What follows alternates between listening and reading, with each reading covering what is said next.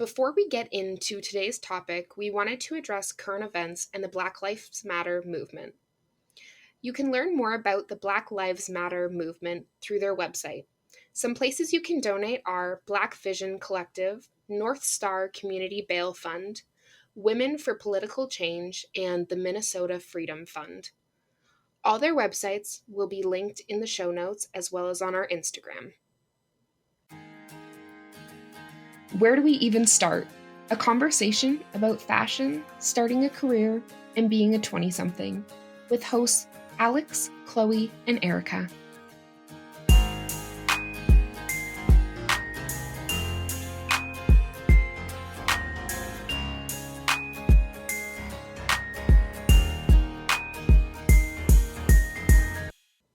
In today's podcast, we'll be talking about fashion school expectations versus reality. It's this or that. So, to start off for our this or that, I'm going to do Britney Spears or Beyonce. Oh, Britney Spears. I think I'm Beyonce. I don't really have a reason. Yeah. I think if I really had to choose, I think I would go with Britney Spears, but I'm pretty, in the middle, half and half. It's a tough one. Mm-hmm. Also, people that love Beyonce, please don't hate me for saying that I picked Britney Spears, so. They're both great, yeah. Yeah, it's a very close call. Today, we are talking about fashion design school and fashion design expectations versus reality. So we are all fashion design students attending a degree program in Western Canada, and we are currently going into our third year of schooling, which is so exciting and super crazy. We wanted to make this podcast kind of to debunk some myths that people may think about fashion design students, and also give some people who might be considering going into fashion design or attending fashion design school some information about our favorite things about fashion school, how we got started, and some other information on the insider scoop. Exactly. So, to start off, we are going to look at some assumptions. So all three of us went on our Instagrams and asked our followers to send in their assumptions about fashion design students. And we are going to be reading them out and giving a little background from some real fashion design students on what we think about those assumptions. So, who wants to start?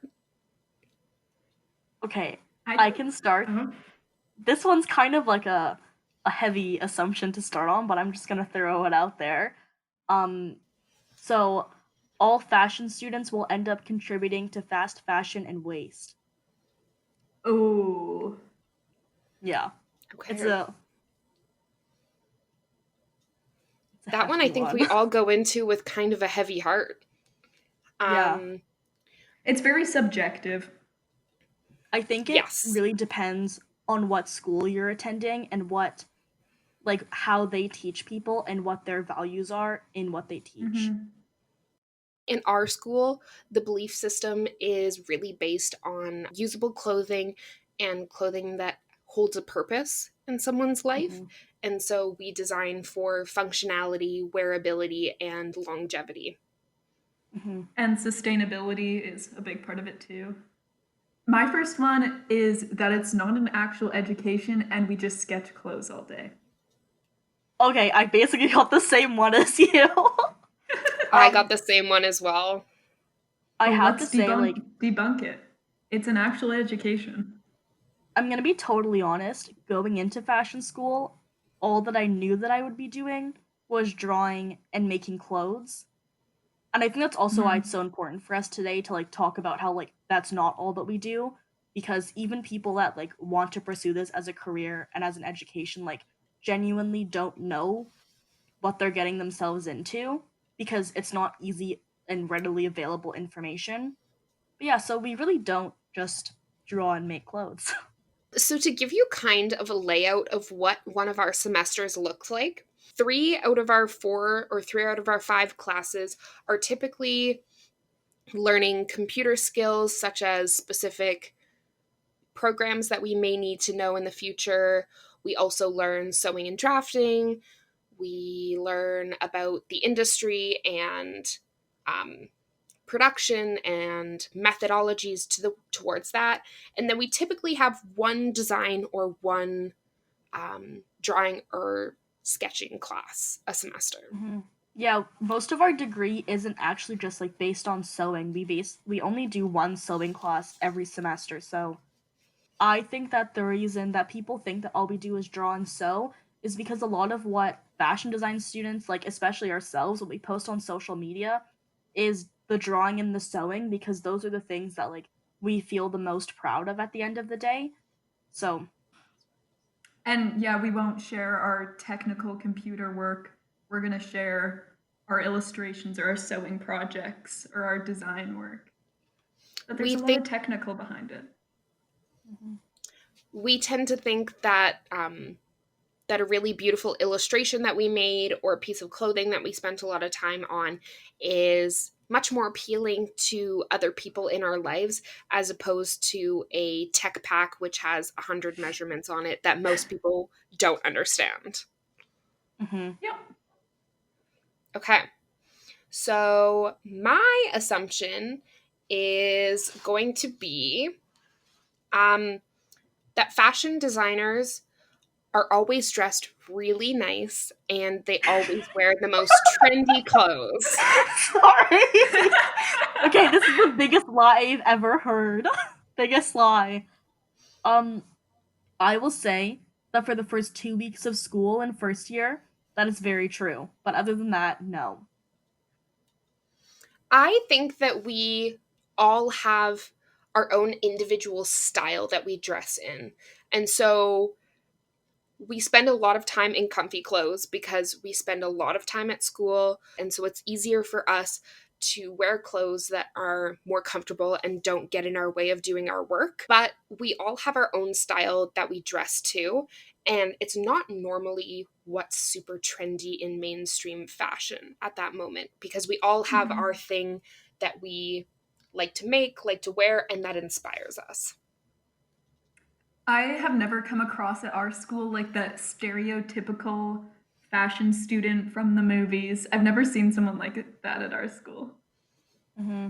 A lot of people dress quite slow fashion rather than Mm-hmm. trendy, I would say, at our school Yeah. at least. My next assumption is that everyone in fashion school is naturally gifted with creativity, so school is easy for them. Oh, if only. I am the person to debunk this. My my strong suit is not design. I can I can think of cool things. It takes a long time for me to come up with a design because I do so many different iterations of it to get to that final design. And so it doesn't come easy to me at all. And I also am not a fantastic drawer. So being able to get those ideas from in my head to a piece of paper for other people to see them is super difficult for me. I specialize in stick figures with no hands on them. And something I don't think a lot of people know is creativity is also a muscle. So a lot of us find when we're at school every day working on things, creative projects get easier the more you work on them. At least I find the more you Mm-hmm. grow your muscle, then when you take a break from working on more creative projects, you find it a bit harder to get back into it. So I Yeah. definitely wouldn't say it makes school easy though. I think having the creative aspect to school might make it more challenging. Yeah, I have to agree. I also have to like point out the whole thing like yes, we are all like creative in some way, but there's also criteria to everything that we do. So you might bring in like a design that you took like literally a whole week to come up with and your teacher just kind of like It's like, can you make it better? And they just keep asking you, like, is that the best it can be? And like the answer is usually, like, basically always no, like it's not the best it can be. So just because you've come up with an amazing idea doesn't mean that it's finished. You're basically always redoing and redoing and redoing the same idea until the Yeah. day that it's due, when you're like, I can't make this any better than I've already made it. So it's a whole other thing. I think that it's so important to have that creativity, and I believe that we all have that creative energy inside us. And like Alex said, it's growing that muscle and making sure that we practice it and everything. But without those other skills, being able to share your creativity and present it is very difficult. And so we spend a lot of time learning how to manage our creativity, how to grow it, but also how to corral it Express it. into Yeah. the criteria and into our final presentation or our final portfolio or whatever we're handing in physically to a professor. Corral is a good word for that. I like that. My next one is, so what do you do in fashion and why do you need a degree for it? So many reasons you need a degree. I can honestly say that the whole reason you need a degree comes back to one of the first things I said in this podcast, where all I knew that I was going to do in fashion design school was sew and draw. And the reality is, there are so many skills that you learn on the computer that I don't know how I would teach myself the skills that they teach me, because for a whole week I could not use a curve tool in Adobe Illustrator, and that is not that is not a skill that I could have learned if somebody didn't teach me how to do it, because it was the hardest thing I had learned how to do in the first month of our second semester. And now that I have been doing this for over a year, it's literally muscle memory. But these are I could not teach myself how to use an online program. I needed someone to teach me how to do it. I wanted to throw in that I think it is possible to have a career and be successful in fashion if you don't have a degree, but challenging in its own ways. Like people who start their blogs and stuff like that can definitely find their own way in, but the education formal path has been really helpful too. And not only the skills of learning online programs and stuff, but learning how to meet people, learning from your professors, who we are very lucky to have professors who have come from industry and they have so much to teach us and so much that you wouldn't learn on a job site. Little things that they talk about in conversations with us and all those small pieces of information. A lot of our teachers like to call them drive-by teach moments or teaching moments. um, and I think that's just an opportunity that you would miss out on if you didn't have an education in fashion.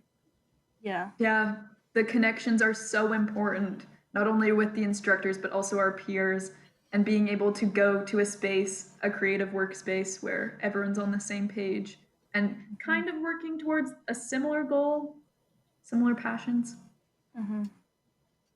Yeah, so it was basically a lot of school for me and a lot of other people is also about personal growth, not even just learning the new skills, but developing yourself as a person and maturing and being able to take on the positions that are available once you graduate.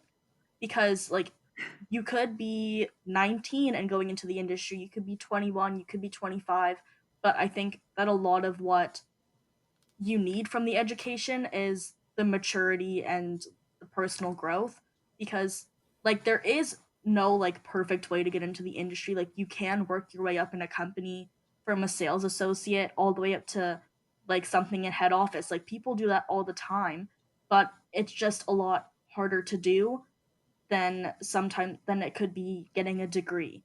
So it's kind of a personal choice, because what Alex was saying is very true. You don't need an education, but there are so many benefits to getting an education in fashion design. Yeah. And there's so many benefits to post-secondary education in general, Mm-hmm. but there definitely is, there's always a way around. Okay, so our next topic, going into fashion design school.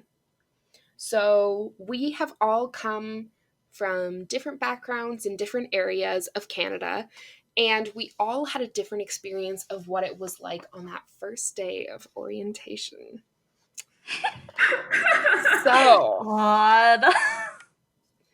Oh my no. first question on the topic of orientation and our first day of fashion design school is, what was your number one fear or anxiety about going to your orientation?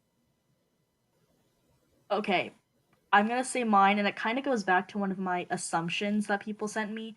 Was I was really scared of being judged by everyone else based on what I looked like.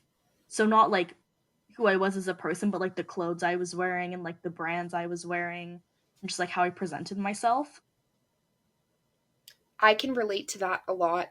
And I was really afraid of not only being judged by them, but I was worried that people were going to criticize me for dressing weird if I, like, Mm-hmm. coming from a small town was what I was used to wearing, not what all the city kids thought was like cool and in fashion.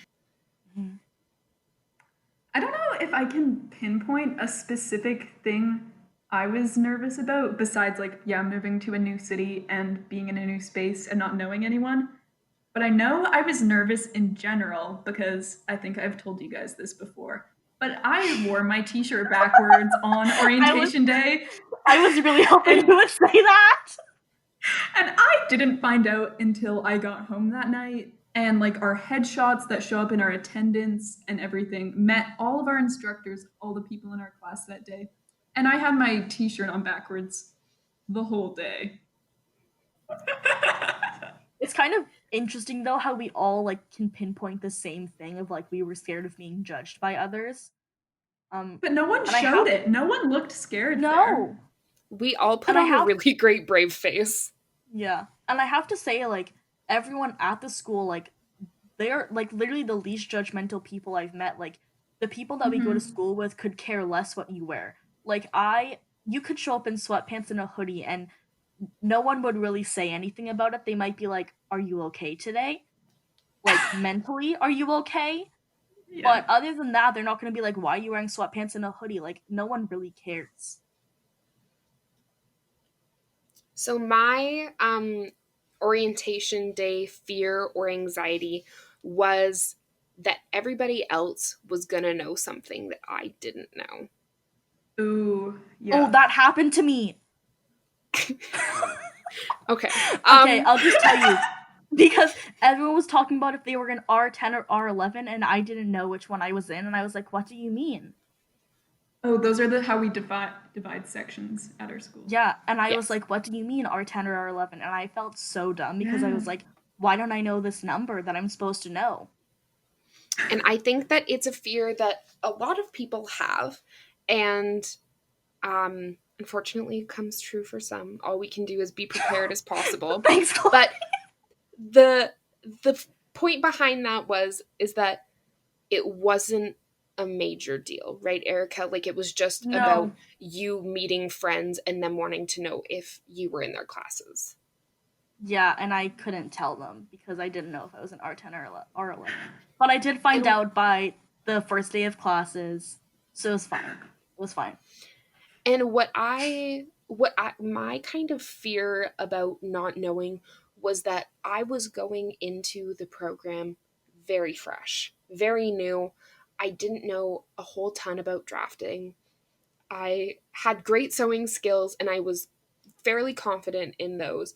I had never worked on an industrial machine before, and I had no incredible drawing skills. So I was worried that I was walking into a room of people who knew how to sew and knew how to draft and were fantastic artists and they knew all the tricks and all the skills. Mm-hmm. But I'm here to tell you that everyone is there to learn. Everybody has Mm-hmm. their skills and their things that they excel at. but everyone is there to learn. It was really neat when we first started that everyone, though some were better at some things, it felt like an even playing field. Like there was the Yeah. people who are really good at drafting and sewing, and then we would help the people who needed help in that. And then there was people who were really good at the designy kind of classes or the computer classes, and they would help each other like with those kind of skills. It was really neat in the way that if you excelled at something, you'd share your knowledge. Yeah, I was actually gonna touch on that, and it was also like very like humbling to see that not everyone was perfect at everything, and that everyone really was there to learn and not just to be like I am the best at this. Because a whole other thing is that our school isn't a very competitive school. Like once you're in the Yeah. program, everyone is really just there to help each other out and to see each other succeed. So that is something that I find extremely different from all other schools that I've heard of. Every other school I know is very like cutthroat and competitive and like everyone is out to be the best, but our school is really gets people to focus on like caring about the people around you and helping people around you as much as you can, because at the end of the day these are going to be your coworkers for the next 40 years. You literally don't know who the people that you're in a classroom are going to be. So it's the whole idea of keeping good relationships and like just bettering yourself and bettering everyone around you. Very true. We all have different goals too, which I think Mm-hmm. is why we get along so well and it never feels competitive. We all are Mm-hmm. working towards our own things and supporting each other, working towards those.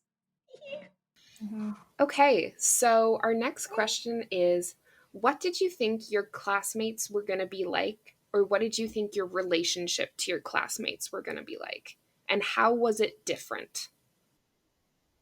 I think I really walked into our school with no expectations.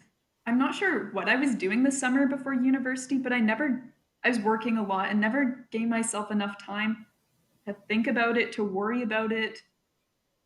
So I kind of walked in with no expectations, obviously hoping I'd meet people and make friends, but I had no idea what to expect. I kind of just jumped into it. So, through this entire episode, you're going to learn that I have Mm-hmm. serious imposter syndrome. So, just prefacing this now, but I thought that my classmates were going to be like these people that they knew everything about fashion design. They knew where everything was in the school, and I was going to kind of be this lost puppy just like trailing around behind everyone like, "Oh, yeah, like, oh, that's over there. Okay, cool. Yeah, that's how you sew that? Oh, yeah, yeah, yeah. Cool. Yeah." Um and that totally wasn't the case. It's the opposite. Mm-hmm. Yeah, I honestly think that for the first month of school, everyone was kind of like a lost puppy because literally everyone, nobody knew what was going on. It was so scary because we were learning so many new things in this new environment with new people. And I think the first like month or maybe even 2 months is super difficult because everyone has something that they are struggling with. Whether Mm-hmm. that's even making the printer work, whether it's What the Was finding that where an printer? resources are, attack?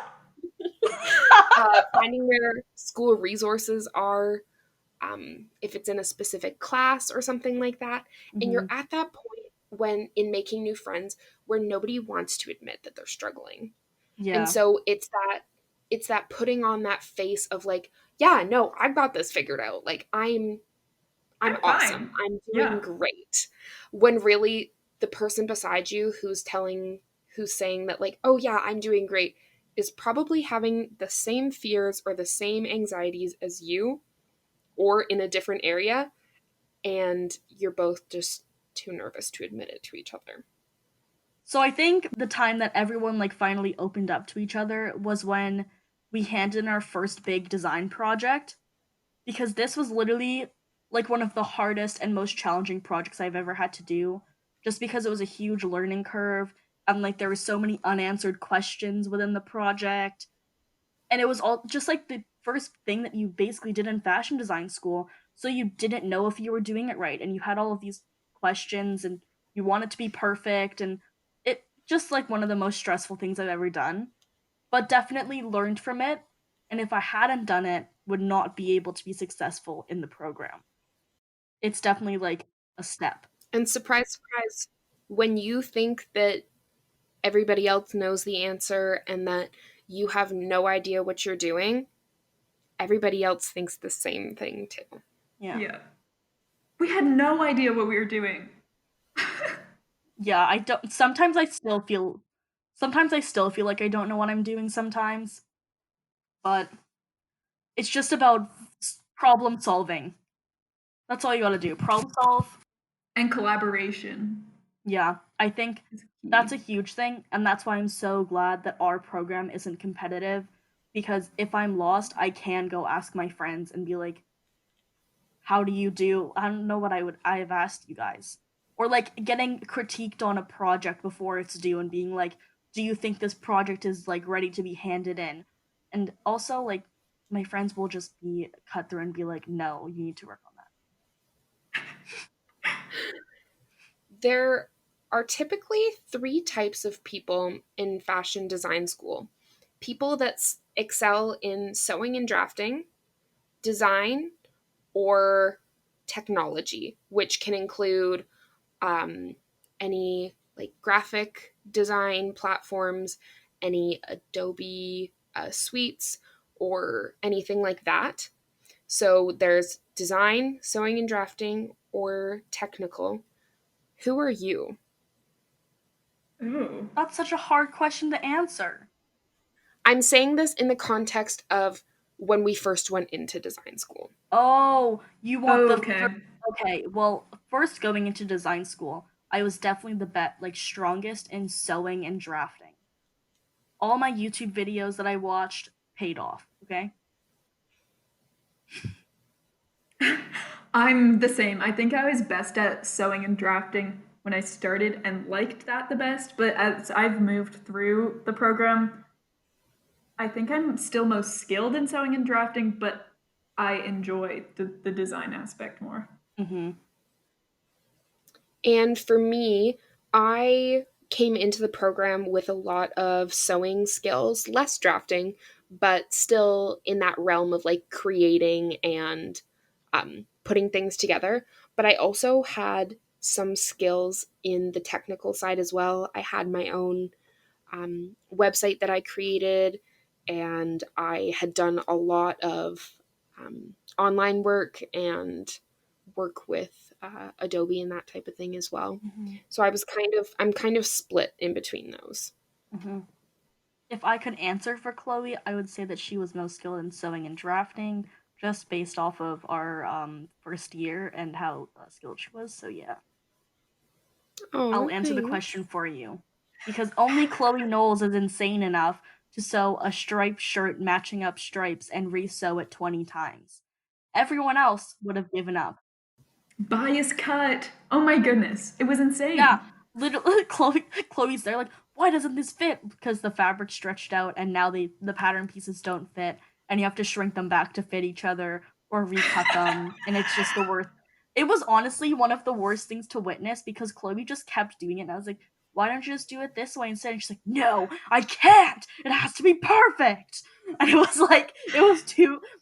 There was no stopping her from making it perfect. No stopping her. Oh, thanks, guys. Okay. Um,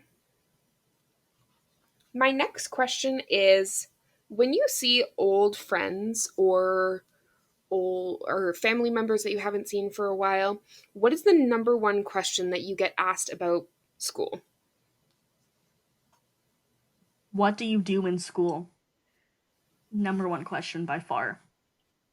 And how do you answer that? It's really hard to answer because usually they're like older relatives that wouldn't understand what I'm saying. So I'm like, oh, I learned computer programs. And they're like, you learned what? And it's just like hard to explain the context of it. So normally I end up showing people what I do. But I don't think that showing people really like fully credits what we learn how to do because they just see like the final product It doesn't do it justice. and not like the whole Yep. process of like the 12 hours I spent trying to make this one thing perfect. Yeah. I think the question I usually get is pretty similar, like the what do you even do at school? What classes are you even in? Um, all those kind of things. And in first year, I used to try to answer and try to explain, and people would just stop listening, which kind of hurt a lot. Like me trying to explain so passionately, what I do at school every day and how much I love it, and to notice that people aren't listening to the conversation. So that makes me kind of sad, but I kind of explain it as briefly as possible and carry the conversation along because obviously people care, but when you're explaining something that is an uncommon career or education path, um, yeah, it's just hard to absorb to people. The skills that we learn aren't typically a part of Yeah. people's daily lives, so it's way Yeah. harder for people to understand that versus a nursing student talking about they were learning how to Yeah. draw blood today, or they were learning about a certain system in the body or something like that. And we learned how to ultrasonic well. Honestly, even talking to my parents, I'm like, they probably won't mind that I'm saying this, but like talking to my parents and I'm explaining like this thing that I drafted today at school, sometimes they still don't understand like what drafting is. And like I can explain it over and over again, but it's one of those things that like unless you're doing it all the time, it doesn't really stick in your head as to what it is. Yeah. And I think it's okay Yeah. that they don't understand it as long as they see you doing stuff you're passionate about and you can speak passionately about it. Yeah. I think that's all that really matters. Yeah. I think the best part is when they try to use the words, like all of the technical terms, and they switch them up. Like they use flat instead of pattern piece, and like they're trying their best. So it's like They're it's nice to trying. see that like they really do care about what I'm studying, and they do listen to what I say, but it's just like when you're not in the whole mindset of fashion school, like it's hard to understand all of the terms and like remember everything. And it would be the same thing if like my friend in a different degree was telling me about all of these like math terms, like I wouldn't know what they Yeah. are. Okay. So my number one question that I get asked is, so what did you make? Oh, And Oh. I hate and that. what everyone is referring to 99% of the time is, so what did you sew? What did you sew? Yep. I hate that. Yeah. And just a PSA to anyone who is asking their fashion design person that they're talking to who's going to school, don't ask them what they made because they've made so much stuff. Say, what are you working on? Yeah. Yeah. Or ask about what classes they're taking because Mhm. there's so much that we are working on and so much that we're doing. Mhm. And 30% of what we're doing is the final product. Mhm. And there's Process, baby. all and there's all of that Process. work behind it. There's all that work behind it that nobody gets to see and understand, but it's what we do in class and it's what we do at home when we're working on things and all that type of thing. Yeah. So And I ask think about their classes or what they're yeah, working on. ask about their process cuz I honestly think that like Ooh. I am more oftentimes more proud of my process that I have than the final product because the process made the final product happen. So Yeah. you may see a very nice like dress shirt in front of you, but little do you know I had to sew that dress shirt over probably like 10 times to get it to be exactly what it was. Because like we're learning obviously, and even if you're not learning and you're a professional, you're still doing it at least 3 times before you get the final product. And if you have a fashion design student in your life, blow them away and ask them, how did you get there? Whoa. And they'll talk your ear off. They will show you so much. And you will learn so much from them about what they are doing. So that is the magic question. If they don't crank up their journal when you ask that, I don't even know. Like when you ask about how did I get there, I've got 20 pages to show you for that one shirt. Yeah. Get a snack, take a seat. Yep. Okay. So, our next question is, when you chose to go to fashion design school, who was your biggest supporter? This could be somebody in your family, this could be a friend, this could be a teacher. Why is this such a hard question to answer? Okay, I know mine. Mine would be my two high school sewing teachers, Miss G and Miss Truitt. They always, in my high school, I was able to take a ton of sewing and costume design classes. I fit them in as all my electives, and my sewing teachers would let me come in the sewing room as much as possible. Sometimes I would get there at 9 in the morning and not leave there until like 8 at night, the way that I would just stay inside working in there all day. They were super supportive, let me work on whatever I wanted. I would do self taught projects in the back of the classroom. And they were always supportive, especially when I started making my portfolio, getting me connected with students who had already gotten into the school and just being excited for me, which I think got me excited. Mm-hmm. I think mine is like quite similar, although I didn't go to a school where text like textiles programs or art programs were really like high priority. So I would say that my grade 12 art teacher, Miss Matosian, she was a really big supporter of mine, and she definitely helped. And she was also my planning 11 teacher, so she really got me thinking about like what do I actually want to do with my life and what am I actually passionate about, not what's expected of me, and like what do my peers think that I should do and what do my other teachers think I should do. And she really just was a huge supporter of going into the arts and doing what you were passionate about regardless of what it was, so that was really nice to see. And I also think this is a totally random thing, but my social studies 11 teacher, she was a huge supporter of mine. And I used to go to school like super early and like sit and do my homework in the cafeteria. And like every other day, I swear, like at least once a week, she would come up to me and she would ask me, like, what do you want to do after high school? And I would be like, oh, I think I want to go into fashion design school. And she would give me like a 10 to 30-minute pep talk about how awesome it is and how amazing it is that I was going to pursue my dreams of going to fashion design school. And I think that like little things like that are so important, having someone in your life that like even if they're not like even if they don't know what you're doing, they're like go out and like pursue your dreams, like do what makes you happy.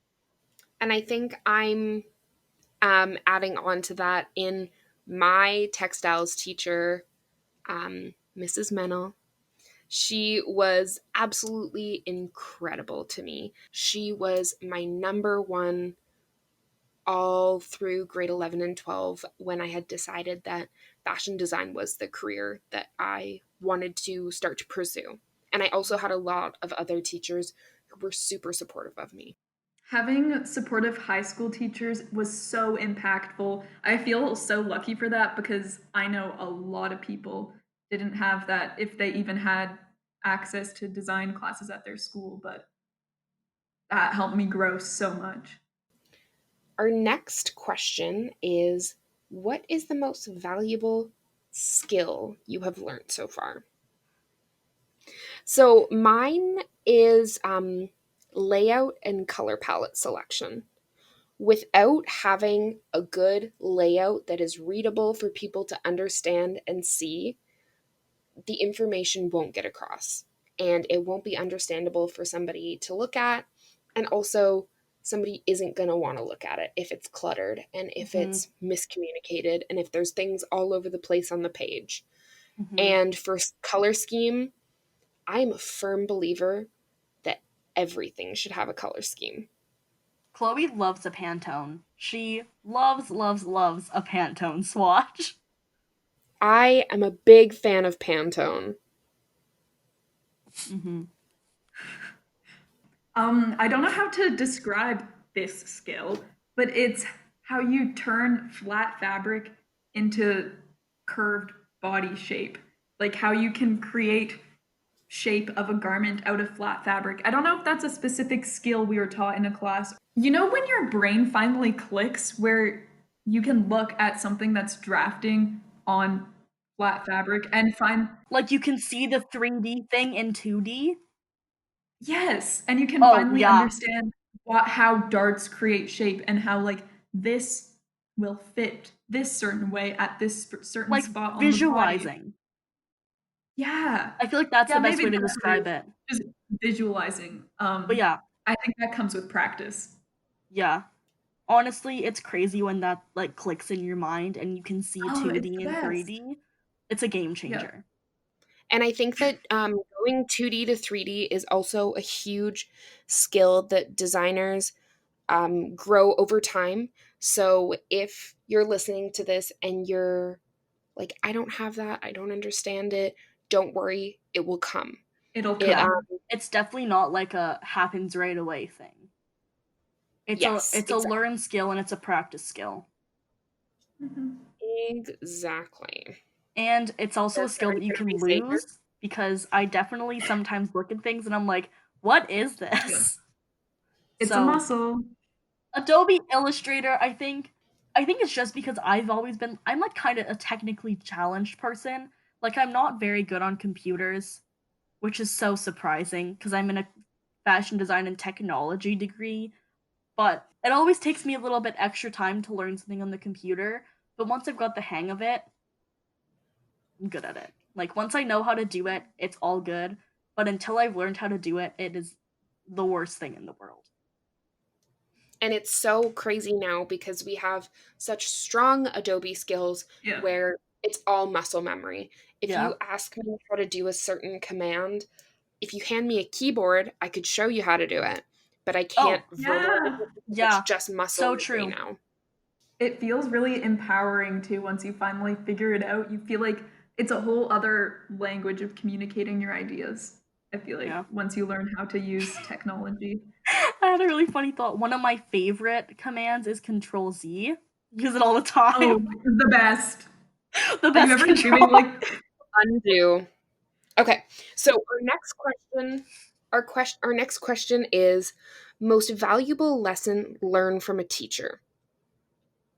This could be interpersonal skills, or it could be a lesson about life or industry or anything that you've learned from a teacher. mine is Yeah, short and Alex. sweet. Yeah. Keep the main thing, the main thing, the main thing. Oh, KTM, Nothing TTM, more needs to be TTMT. said. And that is from our design teacher. So, Alex, do you want to explain a little bit about what that means?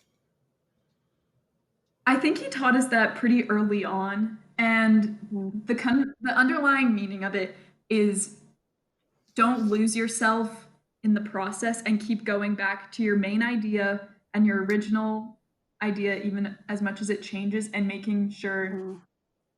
the main aspect of whatever you're working on stays the strongest. I think that can go back to what is the deliverable in the assignment. So, what are you Yeah. handing in? As designers, we Mm-hmm. get so excited and we have that squirrel mindset of like, but keeping either the criteria the main thing or the deliverables the main thing or even just the Mhm. target market. Who are they and what do they need to see? Yeah. Yeah, keep the most important thing in mind. Okay, so mine is completely different than yours. And this is something that I've learned from a lot of different teachers, and it's maintaining good relationships with everyone in your life. And I think that goes back to the whole idea of like, you never know who your boss is going to be. You never know when you're going to need a favor from someone that you've met in school. You never know like who's going to connect you with a good position at a job. You never know who's going to be your next reference on your resume and all of those things. So I think, and also just like giving people thank you letters when they do good things for you. And that's the whole thing of Yes. maintaining good relationships is being kind to people and just showing that you're thankful for what they do and that you respect them. I think that's so important. Never underestimate the handwritten thank you card. The handwritten thank you card gets you very far in life. The lesson that a teacher has taught me is that sometimes there isn't an answer and sometimes there is no right answer. Ooh. Sometimes you don't know what you're doing. Sometimes you don't know what the outcome of that choice is going to be. And sometimes you just need to make a decision. That hits That's a hard. hard lesson to learn. Yeah. I think that's something that we're always going to experience, though. Just like in the industry that we're in, like there's always going to be that one thing that you can't figure out, and you're just going to have to go Yeah. with it. Sometimes it always feels like there's no right answer. There's just like multiple more right answers Mm-hmm. or less wrong. Exactly, yeah. And I think there's also a point where I think there's a balance between having to just make a decision and to decide and use your gut instinct to go with it. And then there's also the other side of the coin of finding the right person to go to who knows the answer. Mm-hmm. So Asking for help. Yep. Yeah. knowing when to ask for help, knowing when to outsource, and knowing what your strong suit is and what skills you need help with. Mm-hmm. What type of job did you expect to have during fashion school? Oh. When we were in high school, what did we think? Yeah, so I can start with this one if you want. Okay, yeah, go ahead. So when I went into fashion school, I knew that I was going to have to work. And that was just something that I knew was going to be what it was going to be. Um, and I assumed that I was going to be working in a retail job or at a cafe or a restaurant or something, Mm-hmm. doing weekend shifts and kind of getting by on minimum wage. I definitely have to agree with you. I kind of thought that I was going to be keeping the same kind of job that I had in high school, and I didn't think that there were really opportunities in the field for someone still studying. Yeah, before you get your degree. Mm-hmm. Um, I don't know if I had expectations going into it, but in my first few weeks of school, I was getting my resume to, yeah, go around and apply at cafes and work a part time job in the evenings until I got the job that I currently still have. And we all work together at a local company where we have the opportunity to work from home. Mm-hmm. Yes. And kind of the purpose of me asking that question was to bring attention to all of the starting off positions in the fashion industry. If you're interested in getting into something like that, there's so many options for you. Mm-hmm. Do don't settle for something you don't that you're not fully invested in. Yeah. We all have jobs that are in the realm of the fashion industry and in the realm of the industry of textiles in general. Mm-hmm. And there's so many options out there. So many Yeah. options out there. You just need to put yourself out there and um, jump in somehow. I think a lot of it is just about asking Yeah, that's right true. people. That leads us to our next question about how to break into the industry. So there is so many opportunities and so many ways that you can break into any industry, but specifically we are talking about the fashion industry. So the first way that you can do it is through an internship and through working with somebody and learning from them and experiencing new things and trying and learning from their expertise. So, whether that's a small business owner or maybe somebody who works at a private consulting agency Mm-hmm. or something like that, having a mentor who you're able to talk to, bounce ideas off of, and communicate, they can communicate to you what is expected, and you can communicate to them what you need to learn and what skills you do have. I like the idea of the mentorship because Yeah. when you're in school, if you kind of have the tunnel vision, it's really easy to not acknowledge what's going on in the industry around you. So having those mentors, even if it's instructors or students in years above you or recently graduated, it's so great to keep in contact with them because that's really how I've kind of figured out what's going on in the industry around us and what jobs might actually look like and what jobs are available, is asking those questions to the people who are actually in it rather than letting your mind wander. Mm-hmm. So, for me, one of the things that I did in high school was I applied to be part of the Nordstrom Fashion Ambassador program. So, basically what this is, it's available in any city that has a Nordstrom. So, in Canada they have it in Toronto and Vancouver right now, and then it's all over the states. But basically they meet once a month and then they teach you basic things about the industry. Like they just teach you like really quick snapshots of like a bunch of different things in the industry so that if you do have questions, it's a good way to learn. And it's also a really good way to meet other people your age that are interested in the same things and make connections within the industry because you get to meet like the upper management at Nordstrom and you get to create an actual connection with someone in the industry that can be a good reference for you in the future. Yeah.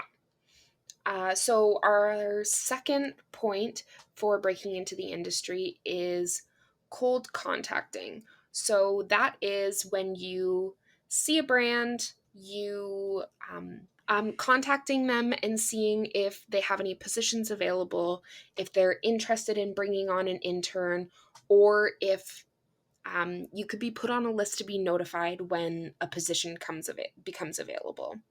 And so many companies have positions that they are looking for people, but are choosing not to put out on an Indeed or Craigslist or something like that because they want a more tailored market of people to pick from. Okay, I have to say that this 100% works.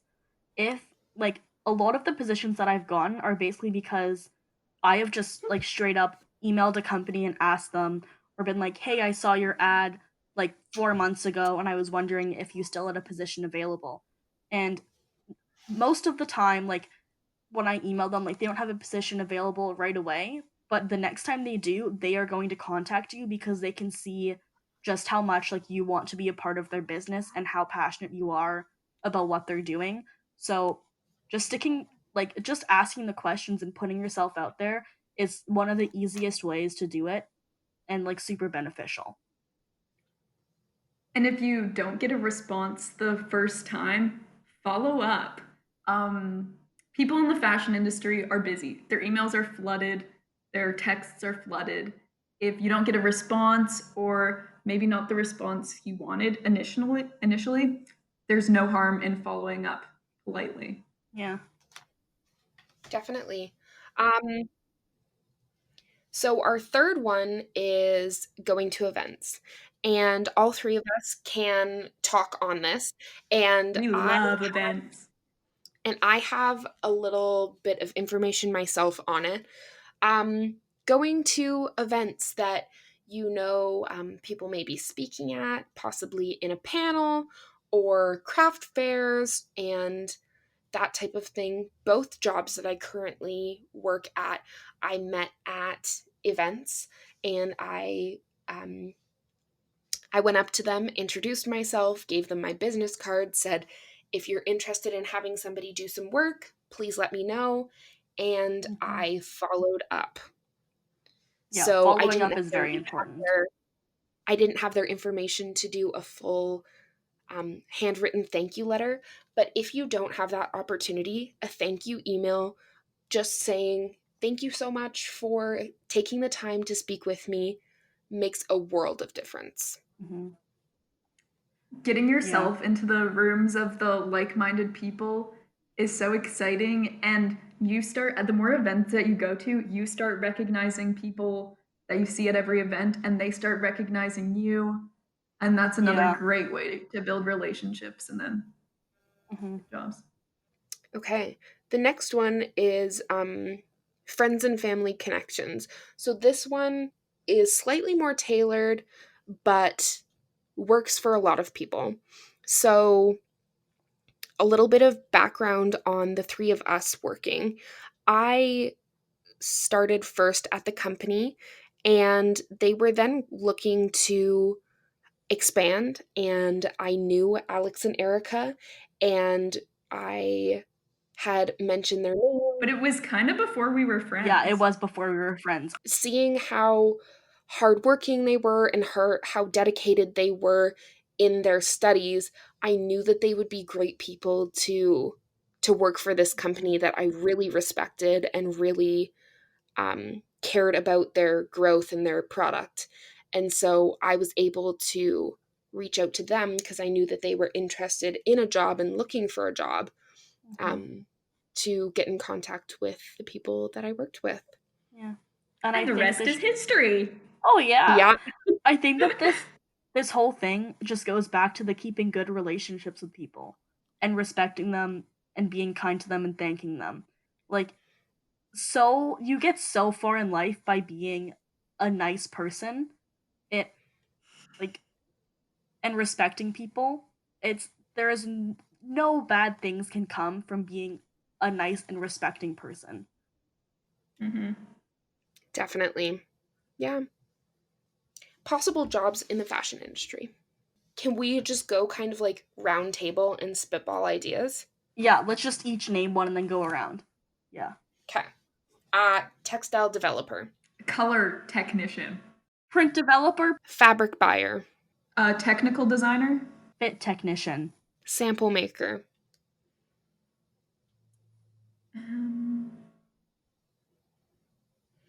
Forecaster. Project coordinator, there's a good word. Pattern maker. Educators, either in the university setting or in lower levels of education, such as middle school and high school. Models.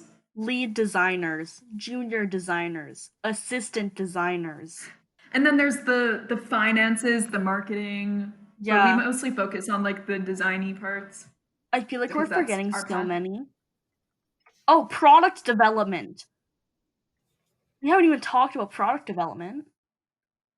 Every week at school, I feel like I find out about a new position. And then if you're a business owner or a CEO or There's so many different options. Yeah, so when people tell you that there's no jobs in the fashion industry, they are lying to you because we can't even name all of the jobs right now. So, People who study fashion design go into graphic design sometimes. yeah. Photography. Oh, you can become a merchandiser.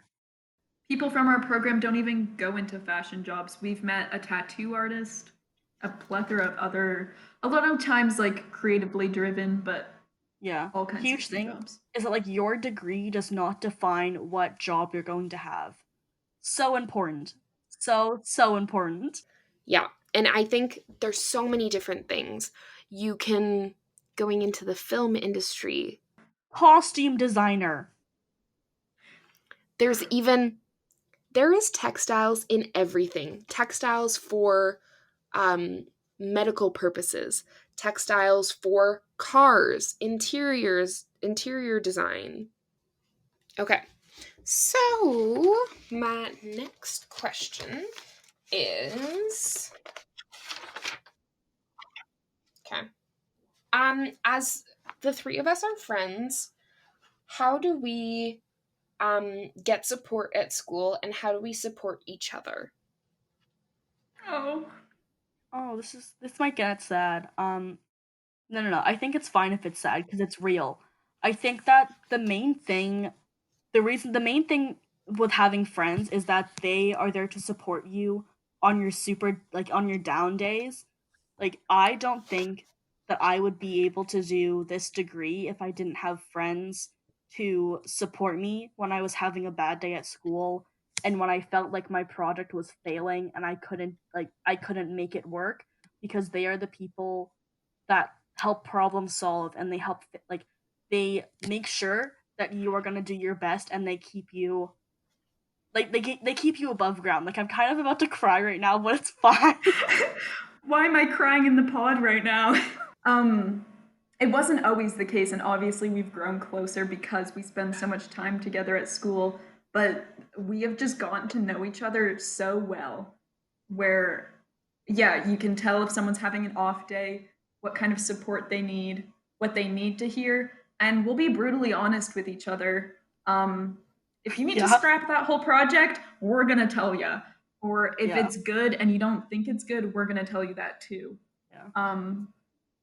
Yeah, agreed. I don't know if I would have come this far without you guys. We do it in a supportive way where we don't we use constructive criticism, Mm-hmm. and we don't say that project needs to be redone again and walk away. We say that project needs to be redone again. This is what I'm doing, or this is the Yeah. criteria, or how can I help you? How can I um, continue to do my work, but assist you in yours and make sure that we can both get this done because we're in it for the same reason. And Yeah. there is no reason for me to be stepping on you to get ahead. Yeah. Yeah. I think that one of the biggest things that we do for each other is letting each other know, like, when you have to take a step back from your work and, like, go for a walk for 30 minutes. Because honestly, that's one of the biggest things that's, like, a game changer. Like, when you're tired or when you're not having a great day, stepping back from your work and just, like, resetting yourself is so important. And, the amount of times that they have done it for me and I've done it for them, I don't think that we would have the quality of work that we have, and also, like, still be in the program. I feel like this is not, like, I could not do this without friends. Like, they are the reason that I am still able to be in this program and be, like, mentally stable. I think that it's so important to have people in your life that know you and understand you and know your level of work quality that you Mhm. expect from yourself. Yeah. And so being able to have people around you that say, um, you've done enough, you need to stop, you're going above and beyond, I you tell need to this to get it Chloe all done. the time. Yes, this is from experience. Having somebody look from the outside and going, you are good, you did a good job, you did the best you can, you need to step away. Or seeing somebody or having somebody tell you from the outside that it's okay if you're having a difficult day.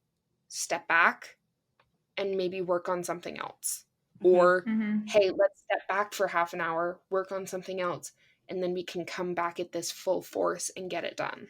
Yeah. And it's amazing when we're all going through the same thing. I think that's why we Mhm. can give each other such good advice, is because we're all going through it and can help each other. Yeah. It's the I best. think I think that all of this support happens mostly in the late hours when things start to get kind of wonky too. it's It's it's true. always when, like, nobody else is around, and then we just have everyone has a mental breakdown, but it's fine because we're there to support each other. And I think you need friends that can read you and who Mhm. understand you and who know that sometimes you need to be told no. Yeah. You need to put it away and you need to be strict. And sometimes you need to be handheld a little bit more and told, you know what? Why don't we move on to something else tonight? Like, let's go grab a coffee. Have you had your dinner break yet? You've never had your dinner break. Are you kidding me? That's, like, the biggest lie I've ever heard. This episode is getting real and raw. I feed And I think Chloe. that's important for us to show because Yeah. there's so many, all of the Instagram people and all of the YouTubers of the world showing this clean cut, Perfect. perfect Yeah. version of fashion design Oh, it's so is not. Unrealistic. it's so not helpful to someone that's going into the fashion industry and who is really just trying to go to school and figure out what they want to do and make it through their first week of fashion school. I hope that we were able to keep it real and honest with you guys and that we were able to give you an insight on what it's really like in fashion design school and what to expect and what some of our experiences are. And if you have any questions, don't be scared to slide into our DMs. We love answering questions. Please feel free to DM us on Where Do We Even Start on our Instagram. If you have any questions about our school in particular, since we didn't really dive into our school in particular, or if you have any questions about the fashion industry or fashion design in particular. Thank you so much for tuning into this week's podcast, and we will see you guys later. Bye! Bye.